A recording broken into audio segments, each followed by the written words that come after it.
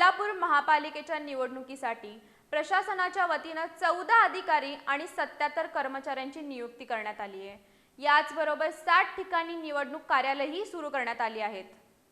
कोल्हापूर महापालिकेची निवडणूक 15 जानेवारी 2026 रोजी होत आहे। या अनुषंगाने निवडणूक कार्यक्रम सुरू झालाय। त्यानुसार राजारामपुरीतील व्ही.टी. पाटील हॉलमध्ये एक खिडकी केंद्र सुरू करण्यात आले। याबरोबर 60 ठिकाणी निवडणूक कार्यालयही सुरू करण्यात आली आहेत।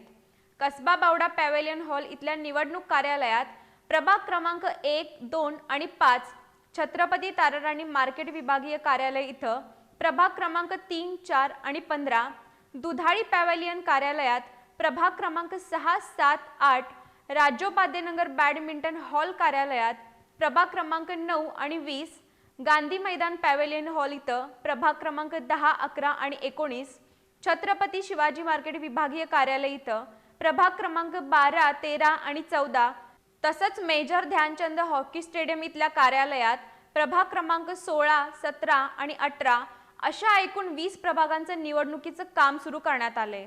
या निवडणूक कामासाठी 14 अधिकारी आणि 77 कर्मचाऱ्यांची नियुक्ती करण्यात आली आहे।